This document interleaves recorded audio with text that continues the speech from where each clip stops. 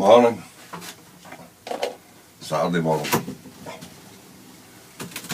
All is well. The weather is dry. Sun may shine, may not. We'll wait and see. But we're here for a little while. I've got one or two other things to do. Dividing roads. What can you say? My youngest daughter once said, dividing roads. May the force be with you, says she. Yeah. Something I've done. Yeah, I got taught a little bit about it when I was a young lad. And we're going to have a look at the paintings too, of course, and we're getting there. I'm starting to enjoy it a little bit now, and yeah, it's coming along fine. I'm getting used to the space, and yeah, I'm enjoying acrylics actually. I really enjoyed it. Like the sun came back there, he had got me some oils, thinking that I used to enjoy the oils, but the oils will sit there, and I maybe do one thing and see how many better oils than I am with acrylics, but I'll hold on, I doubt it very much, we'll wait and see. But anyway, defining rods. Not the old hazel one, the old forked stick, but actually metal rods. And when I was a young lad, the chap I worked with was kind of into it. An old fellow who used to do a lot of dividing for borehole wells and things like that way back, being a young man and whatnot. And thinking back, I didn't pay enough attention to him, but he did teach me the basics of it. And it came to fruition once, many years ago. We were working on a job, actually I was working on a job whereby they had the geologists in, believe it or not, looking for water, and drilled 2 boreholes where they thought it was, and didn't come up with it at all. Dry. Oh, cost a bloody bit of money then too. So anyway, needless to say, there had to be a pipeline put in, a water pipe brought in, probably about a quarter of a mile, to serve these toilets. I'll not say exactly what it is because there's still people thing with. But anyway, so the pipeline was brought in. Anyway, I was doing a lot of building work. But anyway, I was putting in the septic tank for it, and we ended up, we were limited in whatnot, but anyway, we ended up having to dig the hole for the septic tank. And it was a huge septic tank, it wasn't like just a standard thing, it was for a set of toilets, so it was quite a large one. So there was a big hole to be done, but anyway, we didn't get far before we were in rock. And so breakers had to be brought in, and a JCB with a breaker on and a JCB for clearing out, and it was getting chucked all the way, like, you know. So but anyway, as we were doing it, I had noticed water. I'm saying, there's water here. But anyway, carried on. I said to the boss at the time, I says, we've got water here, Peter, and we're down in the table and thing with here, but we've got a good flow. I says, we've got some, you know, we've got a water source pretty close to us here, because this is coming from somewhere. And I had actually dug a bit to the side, got the chap to dig a bit to the side, and done an empty, refill job. And we had quite a considerable flow of water coming, and I went, And he went, oh, no. Anyway, to which I said to him, well, I says, do you want me to define it? Oh, they started laughing. I went, oh, all right.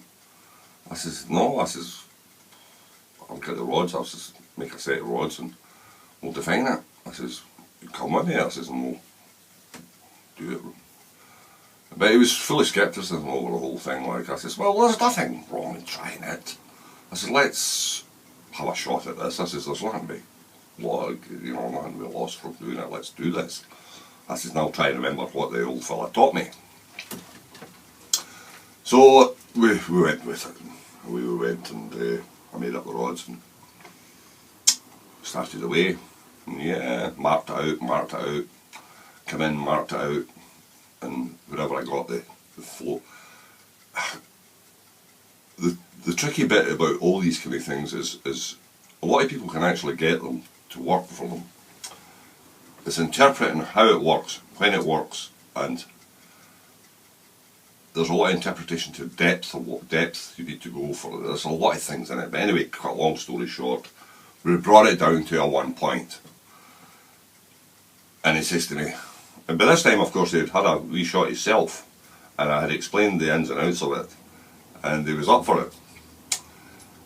And I says, well, that looks as if this could be the place to put a borehole. Oh, the geologists never come up with that. Well, I can't help that. This is, they obviously thought, where they did bore the holes, I wouldn't have bored them myself, because I didn't think it was where it should have been. But anyway, they're the professionals, so that was it. So he says, well, we'll need to commit to another borehole, he says. I says, well, it's up to yourself, I says, but it's up to you. One obviously needs to be paid for, so I mean, you do want to bring the company back in and sink another hole, bore another hole. So he did. They brought the company. Yeah, by God, we did hit water. Was it good water? No, it was good enough for what we were going to be doing with it, for flushing toilets and washing hands and all the rest of it. Drinking, no. It was a sulphureted, there was quite a thing with sulphur in it. And we weren't going to put in anything to scrub it. So, but it certainly did, and the pipeline we put in, it was defunct, of course. We didn't really need that, it had been put in, and so that was a bit of a bloody carry on altogether, and it's worked ever since, still working to this day, still pumping water out of the ground. And cut a long story short on it was, years later they were doing an article in the Scotsman about him, and how he had risen and where he was and everything. Impressive article. And him sitting behind the desk and all the rest of it, and everything spread out, and it was very, very good. But then amongst it, he had taken the credit for this, and I went, oh dear, dear. Did I mind? What can you say? I thought he'd been big enough to actually give me the credit for it, but he wasn't. He took it away, and so that was a measure of the man. So you knew that whatever happened then, you knew where he was coming from and that kind of thing. But so my daughter, who's into this, youngest one, she's into this psyche kind of thing. She believes a lot in that. I have nothing against that.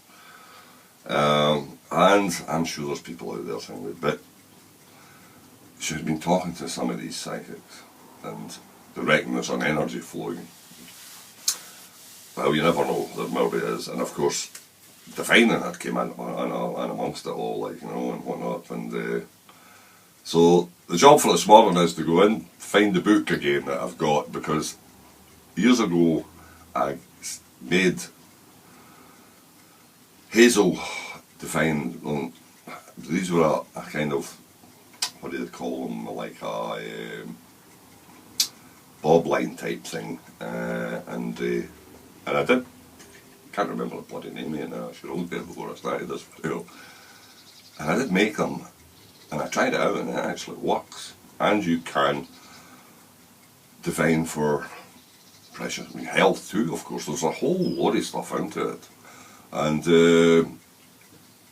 so she's wanting to say divine words and things, and as a young girl, of course, she remembers me doing it, and so that's the thing, so I need to get onto that one, so that'll keep me busy. I'll get my hair cut on the back of it, hopefully, But it's strange how things come back to you, and I must have been 15-year-old, so that's a good chunk of years ago. I mean, that's when this man, and I can't for the life of me remember his name, and he taught me the basics of it, and it's something I never really got into. It did work well enough for me, but I never really got into it as such. This is always something else, like, you know, and but I did know that the hazel thing, but I'm sure you can use ordinary hazel, but it's witch hazel, which it's not spelled witch, it's W-Y something or other, is the best type of fork stick to use for this. And I'm thinking right or not. Like, is it going? I don't think it grows in this country or something. Can't remember now. Anyway, I shall check the book. Go have a look, see, and see what we come up with and whatnot. But I'm down here, and as I say, I've been juking around, and this is quite nice. It's alright. There's bits maybe I'm not happy on it, but a kind of stylish kind of thing. Yeah, I think I quite enjoy that. That's the thing. And hopefully I'll get better as it goes on, and we'll have a bit of fun with it, like, you know. But what was it, the television yesterday, the news yesterday morning, the Sun had it on. They say fucking politicians, they're unreal. Sugar tax, too much sugar in drinks nowadays. They're blaming soft drinks for people for obesity. Oh yeah, so cut down the sugar. Alright, okay. So what the hell are they going to do with the bags of sugar that people go and buy? What are they going to do with that? It's not bloody the sugar's not the problem. The problem is that people just drink too much of the bloody stuff. I like a glass of juice now and again, a glass of iron brew. Occasionally, I think it's our national drink. And it's a good drink on a summer's day when you've got a thirst on you. It's maybe just a pint of lager, but dash your lime in it, but it's alright. But bloody tax on bloody, let's put a tax on that. I'm saying, I can remember one of the guys who would 6 spoonfuls of sugar in their tea. I mean, I have a cup of tea, I have 1 spoonful in it. That's what I put in, 1 spoon, that's enough. Bloody people just eat the bloody stuff anyway. I mean, if they're addicted to it, the sugar, they'll find sugar, whatever. The problem is with us, we're designed to, we're evolved to bloody eat and drink everything we possibly can as quickly as we can and as much as we can, in case we don't know where the next meal's coming from or the next drink's coming from. So in some ways and things, you gotta laugh at them. I mean, just God, pure iron brew, like sugar-free iron brew. Some people say it's alright. I don't really know. I don't think I've had any of it, like, you know. But oh dear, just drink less. Don't drink gallons. I've worked with some of these young lads in later years. They're bloody hell all day long, bottles and bottles and bottles of this stuff. I'm tired. I don't really know. So that and Pringles, big bloody packets of Pringles that you get for next to nothing nowadays. Like you know, giving them away half the bloody time. Diet champions, fucking Pringles and Coca-Cola and Iron Brew. Oh, there we go. Anyway. Well, on that note, we'll pass because time's cracking, and but yeah, I'm quite happy. Yeah, it turned out, but I'm maybe going to hit a style. You never know. Catch you later. Cheers.